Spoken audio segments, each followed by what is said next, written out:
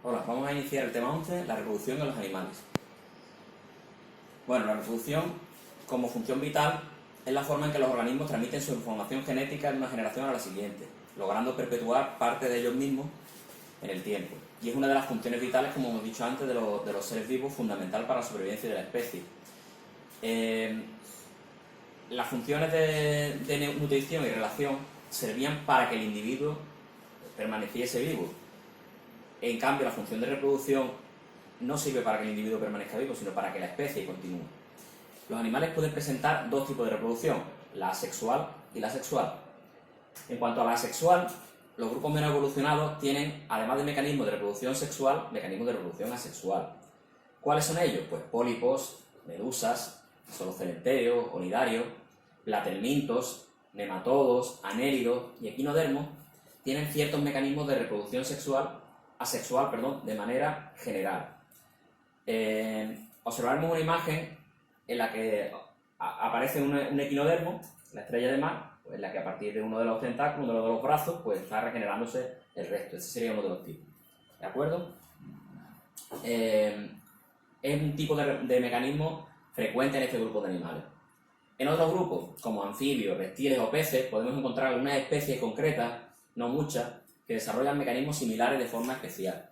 En reptiles pequeños, como por ejemplo, es frecuente el empleo de este tipo de mecanismos en regeneración de estructuras, no para reproducir el individuo entero, lo típico de la cola de la lagartija que se queda atrapada en algún sitio y bueno, pues para librarse, o de un depredador, para librarse de morir, pues pierden esa cola, ¿vale? Pero no regeneran el individuo completo. Bueno, ahí vemos los principales tipos de reproducción asexual y regeneración en animales. Tendríamos la fragmentación, sería como su nombre indica, división por fragmento del individuo, y ahí se produce a partir de un fragmento varios, ¿no? Aparecen platelmintos, si tú cortas un platelminto por la mitad, pues se dividen, los dos fragmentos se regeneran. En anélidos, la lombriz de tierra les pasa exactamente igual, y en equinodermos, como hemos visto antes, la estrella de mar. La regeneración, pues sería, como hemos dicho antes, regeneración de un fragmento del órgano, no del individuo completo, ¿vale? Aparecen reptiles, anfibios y peces. Y por último, la gemación es la formación de una yema, vemos un fragmentito ahí en una hidra, en un nidario tipo pólipo, y a partir de esa yema se genera un individuo completo. Este individuo completo puede quedar pegado al individuo o puede independizarse. Normalmente los corales, así como se reproducen, y en los corales no se independizan, sino que quedan formando un arrecife. Reproducción sexual. Hay mecanismos y procesos comunes que podemos agrupar en las siguientes fases.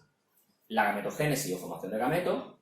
Si fuera en caso de gametos masculinos, estaríamos hablando de espermatogénesis, y si fuera de gametos femeninos, ovogénesis.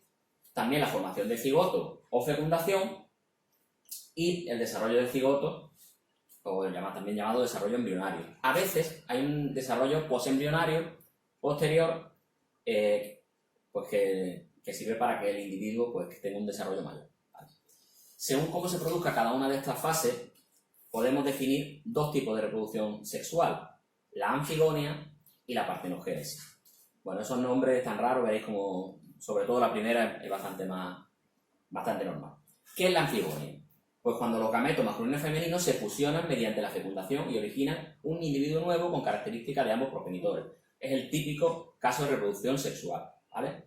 En la partenogénesis, los nuevos individuos se formarían a partir de los gametos femeninos, no fecundados, por lo que los individuos resultantes tendrían características solamente de uno de los progenitores, y es bastante menos frecuente que la anfigonia. Veremos algunos casos, por ejemplo, es típico lo de la abeja, ¿no? Las abejas, cuando se reproducen por partenogénesis, originan individuos machos, y cuando los machos fecundan a los huevos que ponen las hembras, pues entonces cuando se producen individuos diploides por anfigonia, que serían hembras, ¿de acuerdo? Bueno, la sexual, vamos a volver a la sexual, se originarían nuevos individuos con caracteres totalmente idénticos al progenitor y emplearían como mecanismo procesos de mitosis, ¿vale? No habría ningún tipo de mezcla, la única variabilidad genética se daría por mutación. Ventaja, pues hay una gran capacidad de generar descendencia con un mínimo gasto energético. El ahorro energético, evidentemente, es la gran ventaja. El tiempo también relativamente corto y los procesos son bastante sencillos. Por lo tanto, la sencillez, el poco gasto energético serían las grandes ventajas. Las desventajas: los individuos tendrían características idénticas al progenitor. Por lo tanto, eso le podría dar una desventaja a la hora de enfrentarse a cambios ambientales. Al no tener variabilidad, si un factor ambiental es negativo, va a afectar a todos los individuos por igual, pueden desaparecer todos, ¿no? Por lo tanto, ese es el problema, ¿no? La reproducción sexual, pues se originarían nuevos individuos con características mezcladas de los dos progenitores, no solamente del uno, y los individuos se formarían a partir de gametos, ¿vale? Fecundación, producción, todo eso es fase que hemos visto antes. ¿Ventajas e inconvenientes? Pues justo al contrario que lo de la reproducción asexual. Las grandes ventajas estarían en la variabilidad genética gracias a los procesos de meiosis y fusión de gametos, masculino y femenino. Sobre esta variabilidad actuaría la selección natural y eliminaría a los individuos con características menos dotadas y los individuos con mejores características pues permanecerían y serían más fuertes. En cuanto a las desventajas, procesos más lentos, más costosos, se gasta más energía, hay que encontrar pareja, ¿de acuerdo? A menudo se genera un número de descendientes menor que la reproducción asexual, por lo tanto es más probable que si hay una pérdida de huevos o de individuos cría por culpa de la depredación sea más fácil que se extingan, etcétera, ¿no? Además, esto de formarse los gametos deben encontrarse en un periodo de tiempo relativamente corto para que no se estropee en esos gametos y se produzca el embrión.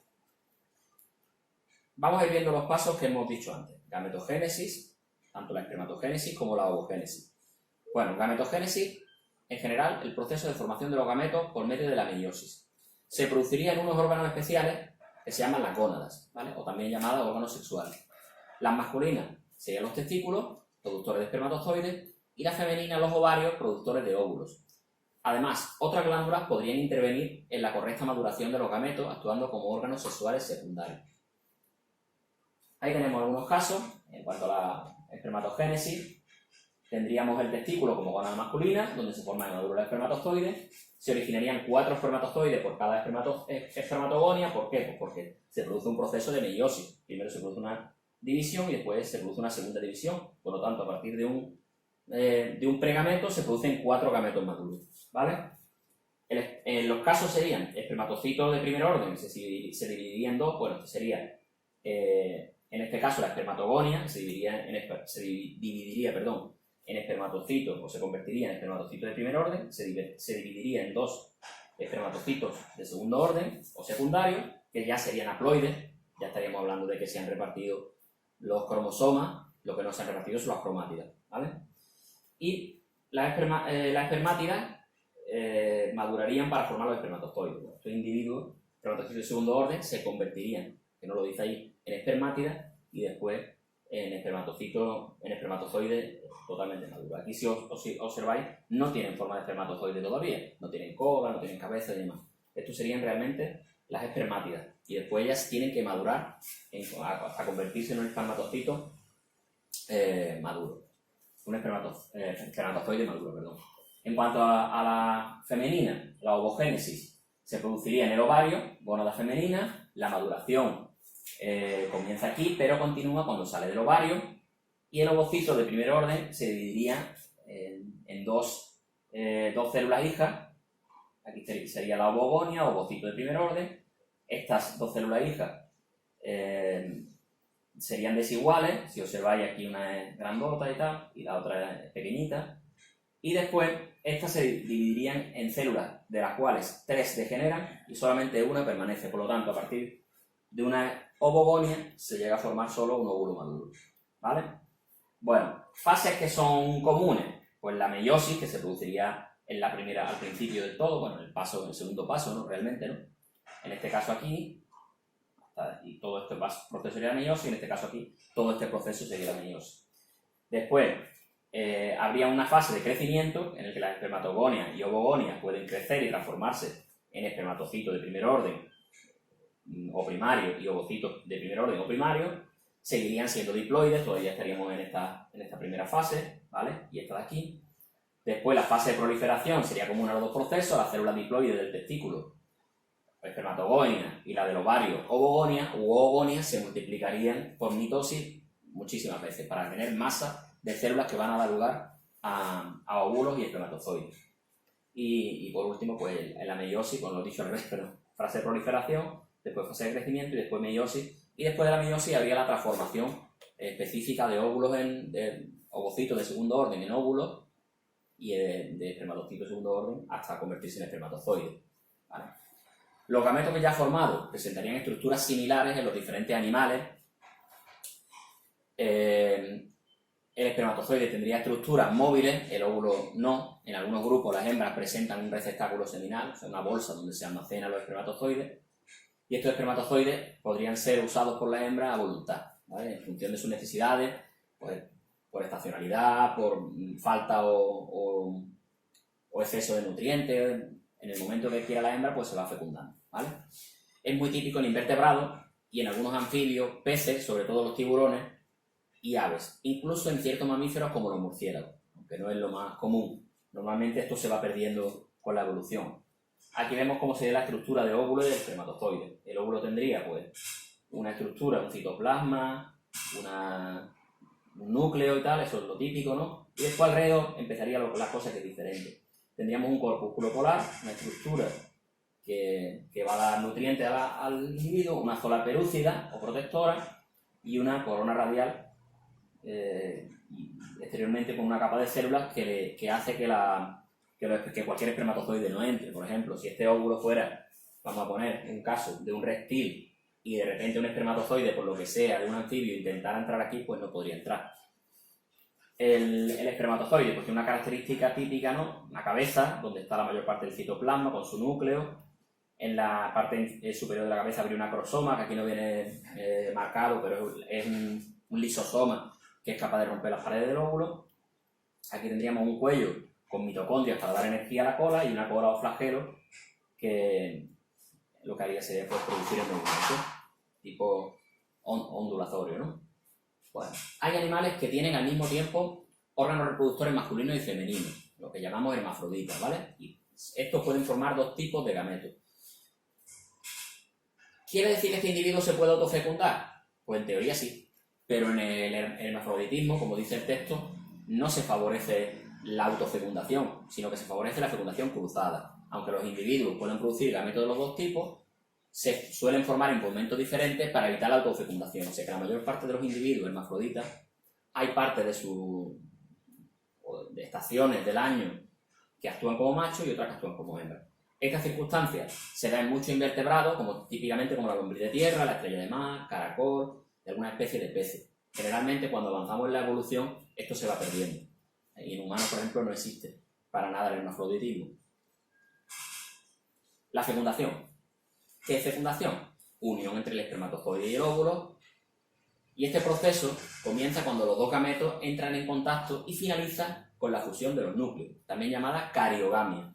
Fijaros eso de cario que os suena. Eucariota, procariota, ¿qué significa? Eucariota, verdadero núcleo, procariota, antes del núcleo, ¿vale? Por tanto, cario es núcleo, cariogamia, fusión de los núcleos. Los animales pueden utilizar dos mecanismos para poner en contacto óvulo y el espermatozoide, fecundación externa e interna. Bueno, por regla general, la mayor parte de los organismos con fecundación interna van a ser terrestres. Y los de fecundación externa, todos van a ser acuáticos. Vale, y ya veremos por qué. Empezamos por la fecundación externa. Los gametos masculinos y femeninos serían liberados al exterior por los progenitores y se produciría la fecundación. Claro, si nosotros tuviésemos fecundación externa en animales terrestres, ¿qué ocurriría? Que esa fecundación externa tendría que ser en el agua. Aunque fueran terrestres, tendrían que ir al agua a producirse. ¿Por qué? Pues porque nosotros ponemos espermatozoide y óvulo en el medio, se desecan y nunca llegarían a encontrarse. Entonces, sí que hay animales casi terrestres, ¿no?, que pueden tener fecundación externa. Y hablo sobre todo de los anfibios. Los anfibios tienen que tener un medio acuático para reproducirse. Los espermatozoides necesitarían, como digo, un medio líquido para poder desplazarse hacia el óvulo. Por lo tanto, aquí, obligatorio que sean animales acuáticos. ¿Qué fase se produciría? Pues una liberación de gametos al agua, una unión de gametos, cariogamia. Bueno, unión de gametos no es cariogamia, cariogamia es unión de núcleo, hemos creado. Los gametos masculinos y femeninos pueden encontrarse en el agua, deberían encontrarse en el agua, perdón. ¿Cómo? Pues normalmente lo que se hacen es fenómenos de quimiotactismo, o sea, atracción por determinadas sustancias químicas. Los óvulos atraen a los espermatozoides con esas sustancias químicas y el espermatozoide lo puede detectar. ¿Qué etapas tenemos? Pues, bueno, perdón, ¿qué otras etapas tenemos? Pues aparte de la liberación de gametos y unión de gametos, tendríamos la introducción del núcleo del espermatozoide, el núcleo se debe introducir en el óvulo, y la fusión de los núcleos, o cariogamia, el núcleo de espermatozoide y el del óvulo se fusionan formando el huevo cigoto. Esto, como veis, es común en los dos. Vamos a ver en la fecundación interna cuáles serían los tipos. ¿Cuáles serían los procesos? En la interna, el óvulo y el espermatozoide se unirían en el interior del organismo femenino, de la hembra, o el que hace de hembra en el caso de los hermafroditas, estos que decimos que pueden hacer de los dos casos. El macho debería transportar los espermatozoides hasta el interior de la hembra. Después, las etapas serían, aparte de las dos finales que vamos a recordar otra vez, la liberación de los gametos, que en este caso no se liberan en el medio acuático, sino que se liberan en el interior de la hembra, para lo cual la hembra tiene que tener su propio medio acuático. O sea, los conductos femeninos o reproductores femeninos están basados en el agua. Entonces es como si fuera una especie de medio acuático particular, ¿no? Después se produciría una unión de gametos, evidentemente se produciría en el interior de la hembra, porque ahí es donde se ha liberado el espermatozoide. Y después las fases que hemos dicho que son comunes también con la fecundación externa. Introducción del núcleo del espermatozoide en el óvulo y fusión de los dos núcleos, cariogamia y formación de un huevo, de una célula huevo o cigoto. ¿De acuerdo? ¿Ventajas de la fecundación externa? Pues que no precisa mecanismos de transporte de espermatozoides, se liberan al medio y el tactismo es el quimiotactismo el que los atrae, ¿vale? Inconveniente, hay que producir mucha cantidad de gametos para que se puedan encontrar, tanto masculinos como femeninos, por lo tanto la cantidad de energía que estos animales tienen que gastar pues es muy grande. Grupos que tienen ese tipo de reproducción, pues los poríferos, que evidentemente son marinos o acuáticos, los nidarios, todos acuáticos, equinodermos, también acuáticos, anfibios, que hemos dicho que pese a que pueden estar en ambos medios, se reproducen en el agua, y peces, excepto los cartilaginosos. ¿Significa que los cartilaginosos, que son los tiburones, rayas y demás, no viven en el agua? Pues claro que viven en el agua, lo que pasa es que tienen un mecanismo especial de fecundación interna, ¿vale? Dentro del filo molusco habría grupos con fecundación externa, como los bivalvos, y otros con fecundación interna, como los gasterópodos y cefalópodos, ¿vale? Aunque los cefalópodos viven en el medio acuático, tienen fecundación interna. Los gasterópodos, algunos son de medio terrestre, otros acuáticos, pero todos tienen fecundación interna. En artrópodos, por ejemplo, también hay ambos tipos. Generalmente los acuáticos con fecundación externa y los terrestres con fecundación interna. Por ejemplo, todos los insectos tienen fecundación interna, tienen una estructura que se llama el eago, que es una especie de pene, por decirlo así, pero lo que busca es la estructura compatible de la hembra, ¿vale? En cuanto a la fecundación interna, se producirían muy pocos individuos, muy poco número de gametos, perdón, por lo tanto el gasto energético baja muchísimo, se asegura la fecundación del gameto femenino. ¿Por qué? Pues porque se produce en el interior de la hembra, es más fácil que se produzca esa fecundación. Algunos de los inconvenientes, que evidentemente necesitamos idear un mecanismo específico para transportar los gametos masculinos hacia el interior de la hembra. Hay que buscar el individuo compatible, o sea, el macho tiene que buscar a la hembra, o la hembra tiene que buscar al macho, y aparte hay que buscar un mecanismo de llegada de esos espermatozoides. ¿Animales que tienen este tipo de reproducción? Pues todo el resto, ¿no? Platelmintos, acordaros, tenia solitaria, etcétera, etcétera. Anélidos, lombrices de tierra y demás, reptiles, aves y mamíferos, ¿vale? Ya hemos dicho que dentro del filo molusco hay individuos con externa, otros con interna, y de los artrópodos pues lo mismo, no repetimos.